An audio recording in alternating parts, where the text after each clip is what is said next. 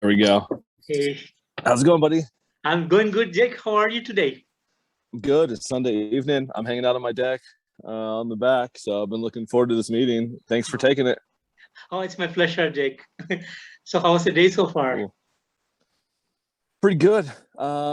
Didn't do a whole lot of much. Hung out with my little kids. I got a 2-year-old and a 4-year-old. So Oh, cool. yeah, we just kind of kicked it around the house. Yeah, just kind of was waiting for this meeting. So Sounds good. Sounds good. yeah. Yeah. How about you? It's Monday morning for you, huh? Yeah, it's just the day just started, so I just logged into my regular work.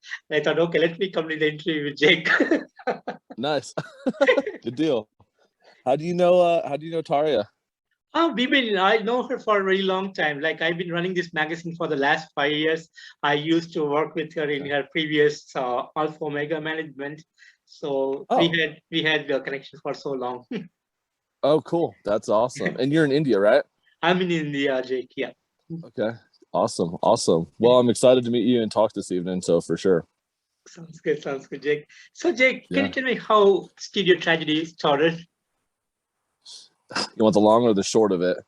Um, no, really. I mean, it was kind of cool how it all came about. I was talking to a friend on the 4th of July. We were having a big 4th of July party, and he and I were reminiscing of just like old times, in the music industry. And I was really missing it. And a long time ago, I had played in a band that had gone on to do pretty well. But that was just a long time ago. It was 15 years ago, right? So anyway, later that night, I was talking to my wife, and I was like, "Man, I've just had this itch for a long time to get back into music." I tried to kind of put it away and just do normal life. I owned a sales company at the time, Mm. and it was pretty corporate. And I was just like, dude, like I've done what I had to do, as far as the world would assume to be the smart thing. But I said, man, I'm mid 30s and I'm still hating life. And she's like, look, I'll support anything you do. I don't care if you go on tour. I don't care what you do, whatever that looks like. I'm happy to see you do it. She's like, just get back into it and we'll see what happens. So, and I said to her, I said, look, if I'm going to do this, it's going to be the real deal. Cause she didn't know me back when I played before. So Yeah. she's like, oh, okay. So I just got back into it in my basement. I was living in Miami, Florida, and I was writing a lot of music, and it was absolute trash. And anyway, after to tell you the truth, after about 30 songs that I'd written and scrapped, I finally found the zone that I wanted to be in. I found the sound I was looking for. And meanwhile, so that was about 6 months later. So now we're coming into 2020, and I told some friends and some old, music colleagues that I was looking to get back into the industry. So they were kind of waiting around to see what was going to happen.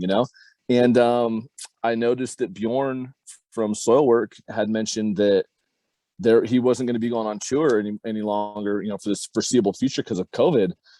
So, I had written probably 4 or 5 songs at the time that I thought would make an album. And so I just mashed up little 1-minute clips, made them a little Yeah. 5-minute demo, and I sent it to him and I said, look, hey, this is what I'm doing. You're not doing anything.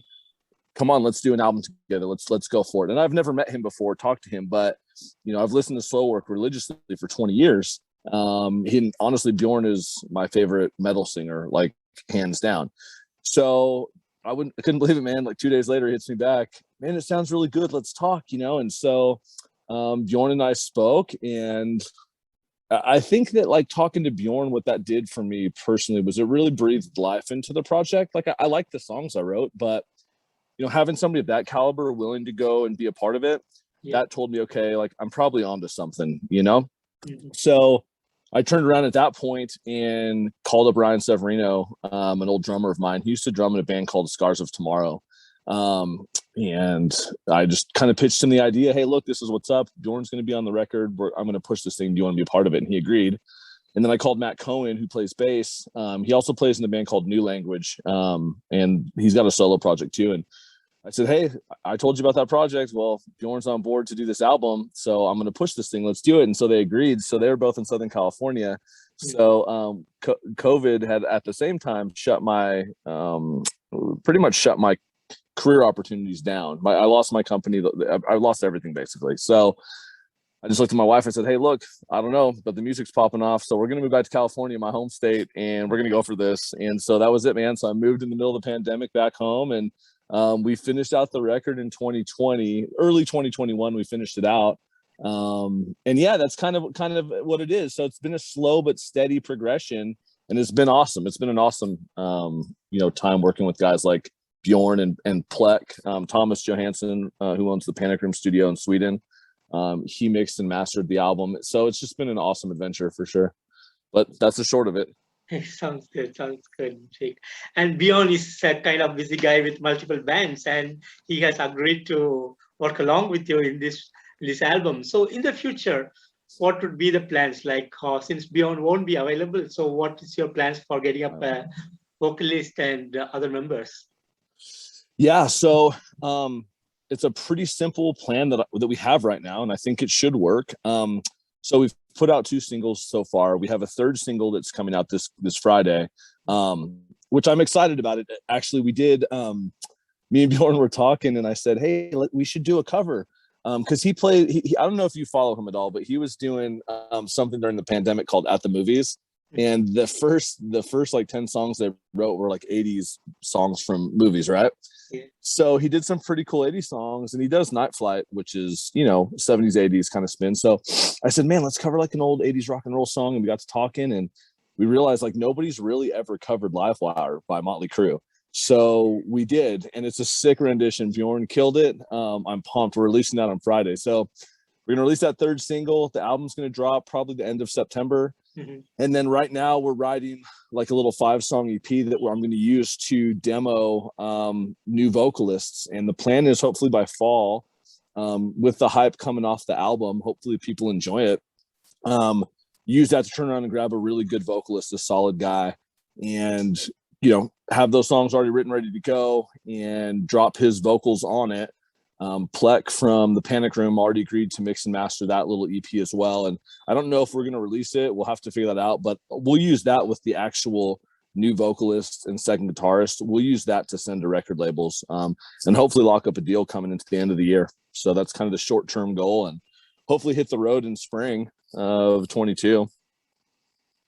Sounds good. So, yeah. So right now there is no touring plan or any kind of live stream that you have planned as of now? No, and the thing is, we were going back and forth, and I really wanted to push it. Dude, I just want to get back out on the road and go play again, So I really wanted to push it, but I thought, no, I need to be strategic right now. Let's solidify something first before we go do it, because again, right, like, so we're self-releasing this debut album, but obviously signing a record contract. There's obviously going to be music that needs to get recorded there. So it could be something where if we can work something out by the end of the year, hey, maybe we get into the studio, February or early March. We'll have enough music written at that point for a second album. And it could be something where they want us to, go record a new record and then have an official launch with them and tour it late spring into summer. So as much as I want to just get out and go, it's kind of like just play this one smart, play it safe, and do it the right way. So sounds good. And you have any plans for the day of the release? To tell you the truth, no. So Matt Cohen, the bassist, he, like, his primary job is he markets for a lot of bands and record labels, and I'm not going to get into who right now, but he and I have been kind of talking and trying to figure out what would be the smartest way or the best way to go about, bringing people in and getting people involved on that day of the release. Cause whatever you're getting 2 originals and 1 cover, but there's another 6-7 songs that are awesome that are originals. And so we're still debating on what we're going to do about that. And to tell you the truth, I'm actually going to be talking to him this week, and just putting our heads around what's the actual release date and confirming that. I just know it's going to be end of September sometime. Gotcha. So. Sounds good. So how does it feel to be back in the music after 15 long years? It feels, I'll tell you how it feels. So I went back and visited friends in South Florida a year after I'd moved back home. And this was just a couple weeks ago. And they said, man, you're so different.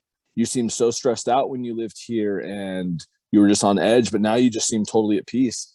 And my answer to them was absolutely, because I'm finally doing what I should have been doing. I mean, I did the company thing. I've been self-employed forever, and I grinded that out, but that's not where I wanted to be. So being back into it again, it's been great because I've reconnected with old, friends. So you gotta understand. So I'm 38. So I was coming up in Orange County in like 2001 to like 05, 06. So that's when bands like As I Lay Dying were hitting the map. Atreyu was getting on the boards, Avenged Sevenfold, and right, like I'm talking Southern California bands. So just reconnecting with some of those guys and them being stoked that like I got back to it. It's been awesome. Chris Warner, I've talked with a little bit. He's got a new project going called Alpha Mega, and I really looked up to Chris Warner for a long time. He was the drummer for Butcher Babies. He was a former drummer for Scars. Yeah, so just talking with him again, and he was just stoked. It's all around been positive with me coming back. And then again to come back and then record, a record, do a record with Bjorn. I mean, yeah, man, I feel like I'm on top of the world right now, and they haven't even done anything yet. Sounds amazing. Sounds amazing. Totally. And on the songwriting and the musical genre wise, so do you have plans to stick with the same genre, or you are going to experimenting a lot more in the future? So that's the $1 million question, Keith. I mean, so this record, you're going to find out it's got a pretty good mix of stuff. And I was okay with it having a mix in the sense that like there's some pretty legit metal in there, but there's also some pretty good rocky kind of beats, and so all that to say is we got to decide, are we going to keep it a mixture, or are we going to really hone in onto a certain style? Like are we really going to stick to like a straight metalcore, or are we going to stay maybe more mainstream with the vocals? And that's something that I think we're trying to flesh out. But that being said, here's what I can tell like anybody as far as the new music that I've been writing lately and we've been discussing. It's much heavier, it's faster, and it's definitely aggressive. You know what I mean? And I think that I want to enjoy what I'm playing, not just make a living doing it. You know what I'm saying? So it's a fine line. Okay. Yeah, I want to enjoy what I'm playing too. So we're trying to find a good sound for that, and I think that we've kind of honed in on something that's good. Guys like, look, again, I'm dropping names, right? Like Killswitch Engage, great example. Definitely metalcore. They kind of, in a sense, they had their own style to begin with. But those guys are super heavy, but they've gone over the top, and everybody knows them. So it's encouraging me, like when I think about them, for instance, to just say, no, stick to what you want to do. And just do it well. If you do it well, you're going to go somewhere. If you don't, you're just another name. Sounds cool. So, yeah. And since you said this coming Friday, you're going to put up the cover of Motley Crue's Live Wire. Yes, yes. So I'm hoping to hear. We'll see if I hear from Nikki. Yeah, so since you guys are all in California, so probably they should listen to you, I believe. I want to hear from them. I'm kind of hoping for it, just to hear whatever. Here's what I hope. Those guys, I mean, what can you say, right? Like those guys just ran that era. And I think coming back for me, the opportunity to do a cover like that was just a way for me to just give a tribute. You know what I mean? Like whether our cover is better or worse, it won't matter. They wrote it, and they're the reason that we're doing what we're doing, And so just to be able to kind of give them, some love and say, hey man, we appreciate what you do. We wanted to show some love now and throw something out a little bit newer, technology or whatever. But I'm excited, and I have no doubt they'll end up hearing it. And so I just hope that they can appreciate it and approve of it. I will say it's a little bit heavier, but we did keep it as Motley Crue-ish as we could. So sounds good. Can't wait to hear that on Friday. Yeah. Sounds good. So, Jake, why did you come up with the name Stereo Tragedy? Is there something associated with this name? Yeah, so I wanted something that people could remember. And I did think that I thought it was kind of a catchy name, but it was kind of a mix of two different things. So like, as we all know, right, people that don't, listen to heavy music, they always think that it's just, whatever, garbage and screamy or whatever, right? So they hate it. But at the same time, there's always that, and this is kind of me dating myself a little bit, kind of the age-old understanding of like, man, there's just a lot of music out there that should be better but isn't, but it just goes mainstream, right? And it's totally like on the stereo, right? And so it's kind of a mix of that, like, hey, we're here, we want to be in your face, you know, that's why we're Stereo Tragedy, right? So we're still heavy or whatever, right? But we're doing what we're doing. And so it just kind of made sense to us. Yeah. So it wasn't a lot of thought, but that's why it kind of clicked. So yeah. So as you know, you started this project of the band of yours, like when pandemic really hit on us real hard. Yeah. So how was the feeling towards you? So what was your thought process behind you? So how did you predict your future, how it's going to be for Stereo Tragedy? Well, truthfully, I was a little bit more optimistic on the front end than I probably should have been. Not that I was let down, but what I'm saying is this: I thought it would have gone much quicker. Like I was hoping that, like, especially when I was talking with Bjorn and we were trying to figure all this out, right, going forward, I was hoping to be able to finalize something coming into, you know, Christmas time or something of 2020. But the truth was, like, some of the songs that were getting written, they just weren't the right songs, and they had good parts and stuff or whatever, you know, and it just didn't work. And so, like, I'm like, once I was talking to Bjorn one time, and he's like, you know, you can write a song that's just great music, and it might be great music, but it might also just not work, and that's just what you got to deal with. And so, to tell you the truth, we're putting out 10 songs, but I mean, there was over 50 written for it to try to select these. And so, you know, again, it ended up getting pushed into, you know, March, April of 2021. I think it got finalized in April. I got the tracks back from Plek.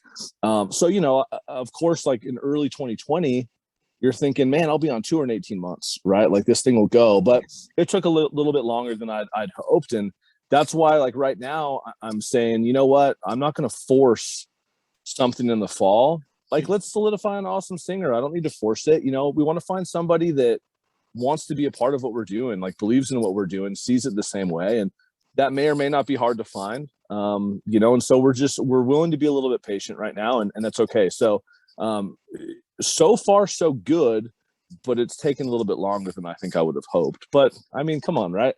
We just came out of this weirdest time that any of us have ever lived through. Everything got put on hold, you know. I'm going to see the Megadeth Lamb of God Trivium Hatebreed tour in like next week, right? And that's the first show I've been to in over a year. So no, again, I'm counting my blessings. I got to hang out. So I live north of LA up in the mountains. So I live in a cool spot. It's super beautiful up here. I got to hang out through the pandemic, write the album. So it wasn't what I thought it would have been, but I wouldn't trade it, you know? That's cool. So, yeah. And how does it feel to be in a place like California? You know, everybody knows that's the place where real music happens, and it has a great history on the road. So how does it feel to be there? So the truth of the matter is I think that we like the people from California, especially people that are going to really push the envelope and try to make something happen. I think we take it for granted. And my wife is from St. Louis, Missouri. So she's from, you know, middle America. And again, it's people that think, oh man, if I want to make it, I go to California. And so, like, what I've learned from her over the last 10 years that I've known her is she goes, you know what? She goes, you're from California. You think you can do anything. You don't ever think I'm going to fail. You just think, hey, how do I figure out how to do it? And so, like, being from California, I think it's a blessing that not everybody makes it, but everyone believes that they have an opportunity to do something. And so being back in California for me has been great because I'm around like-minded people again that just, hey, if you love what you do, and I don't care what it is, if you love being a mechanic, hey man, you know, if you're from California, you think I can open up the biggest mechanic shop in the world, right? Like, you just think that you can achieve. And so that's my message to anybody else too. You know, again, right? Like, look at the fact that Bjorn came and worked with Stereo Tragedy. I mean, there's probably tons of awesome bands he could have done that with, but we were able to reach out. We were willing to reach out and say, hey, we want to work with you. He could have said no, but what was the worst that would have happened, right? He would have said no. So, you know, my message to everybody else is like, man, believe enough in what you're doing to push yourself. And so again, you asked, how does it feel to be in California? It feels great because I'm around people that believe that they can make it happen. Sounds great. Sounds great. And Yeah. Jake, what would be the dream? Oh, you know what the dream would be? I'll tell you what the dream would be. The dream would be to make a living playing music, and go do that, man. Go tour, be it, 6 months, 7, 8 months a year, whatever the case would be, right? Go do that, and then on my off time, writing the album for the next year. I'm actually about 70% of the way through my first novel, so I also write. So hey, man, if I could play music and write novels for a living, I mean, come on, right? Who wouldn't want that, So yeah, that's kind of the dream. Sounds great. Sounds great. That's the dream. Sounds great. And we all had our childhood aspirations. Like when I grow up, I want to go here. I want to do something in front of these people. I want to do something like this in this part of the world. Yeah. So, was there something in your heart that you wanted to do as a child when you grow up? Yeah. I'm super glad that you asked that question, and I'm stoked to actually answer it. So, when I was 4 years old, it was Christmas Day. I was 4 years old, and Santa Claus brought me something called a Star Stage, and it was this really cool stand-up microphone, and like at the base of like the mic stand, it had these like purple pedals, and if you stood on the pedals, it made like a funny sound, right? So anyway, I had this, so I got that for Christmas, right? So I take it into my room, and I've got one of those old, like those old wooden horses that kids play with, right? Yeah. Okay. So I had one of those too. So I took that horse and I plunged it into the wall, and then I stuck it into the door so my parents couldn't open the door. They couldn't get into my room. And my dad always had he had these things, he would call them night tapes. He would play tapes for me to go to sleep with at night, right? Yeah. And so he would have like ZZ Top and like the Scorpions and stuff like that. This is the 80s, So I mean, I just sat there all day in my room and pushing play on these tapes, and I was singing through my little Star Stage and making fun sounds, and it was a blast. And I just saw myself like, I don't know, doing concerts. But all that being said was this: at that young of an age, I didn't know the idea of, hey, I'm going to be a rock star one day or have that sort of dream. But what I knew was this: I committed to, hey, whatever this is, I want to be like the guys on those tapes, and that's just what I'm going to do. And so, fast forward, right? My parents forced me to play piano when I was a kid, and I got made fun of always. Oh, you're a dork, you're a wimp, you play piano, all that kind of stuff when I was a kid. And man, I hated it too, because all I wanted to do was play rock and roll, right? But whatever. So I played piano all through grade school, and then I ended up getting a guitar. But it was this guitar I bought from Walmart. My parents wouldn't get me a guitar until I graduated the 8th grade. That was the deal that we made. And so when I was in 7th grade, I just paid $20 and I got this plastic green guitar. It was like nylon strings, and man, dude, I used to have to use like duct tape to hold the tuning pegs like in tune. And I just started going through, and I started learning like Nirvana Nevermind album. Some of these albums that were basically power chords, like not super difficult musically. And so I sort of started, I taught myself how to play some of these albums. I was big into Alice in Chains, and so as I started to kind of see something happening, like, okay, I kind of have an affinity for music. At that point, I realized I'm not going to college. I'm just not going to do it. I'm going to play music. And so, I mean, I barely made it through high school, but I tell you what, I probably had to take 7 classes a day. By my junior year, I was taking 5 music classes, right? Anything just to be in the music hall. And so, point being is, from a very young age, I just loved music, and I always pushed towards that. That's why I almost felt like I was just dead inside the last 15 years, just not doing anything with it. And it was hard to suppress that. So I don't know. I'm grateful to God that I've got another opportunity. I'm still young enough to go for it, and I'm loving every minute of it. It feels great. So. Sounds cool. Sounds cool. And Jake, finally, there may not be a lot of people who have heard about Stereo Tragedy yet. So through this interview, what would you like to say about Stereo Tragedy to the world? I mean, Stereo Tragedy exists for a couple reasons. First and foremost, it was essentially like a gift coming out of the pandemic. There was something to be said about, while the world seems to be shutting down, we can't let art die. And so let's have something to show for it when we come out of it, And so first and foremost, like my hope is that anybody who loves Stereo Tragedy and even anybody who hates Stereo Tragedy, I just want them to know like that we did it for them, like really and truly. And that's no bullshit. Like we wanted to give you something. And so the simple fact that it's actually going to carry on and it looks like it's going to be a thing now, you know, I want people to know that we love music and we want to make the best music available at all times and hold ourselves to a high standard. And so, you know, metal might evolve. There's how many genres, right? Like there's always somebody changing something. There's always something getting better. You know, it is what it is. And so we intend to evolve naturally as well. But we just want to be something that someone can listen to and it makes their day better, or they're just glad that it came out. You know what I mean? And so, whereas maybe in my 20s, I just wanted to do it to make a living and dreamed about playing big venues and all this kind of stuff. While that's still there, that's not the primary focus. The primary focus, you know, now is, hey man, how can we give people something that they want to hear? You know, and so for that, I would say give it a shot. You might like it. One song might sound a certain way, but the next one sounds a little bit different. And so give it a fair shot, especially this album with Bjorn. I mean, come on, man, who doesn't like Bjorn? So it is what it is, right? Yeah, perfect, Jake. Yeah. And Jake, thank you so much for giving me this opportunity to talk to you and get to know more about Stereo Tragedy. And moreover, thank you so much for the music you have been giving to the musical fraternity around the world. And we are looking forward towards the new debut album from you guys. And thank you so much again for the time, Jake. Awesome. Thanks a lot, Keith. Appreciate you, buddy. Yeah. You have a great night out there. Take care. Bye-bye. All right. Take care.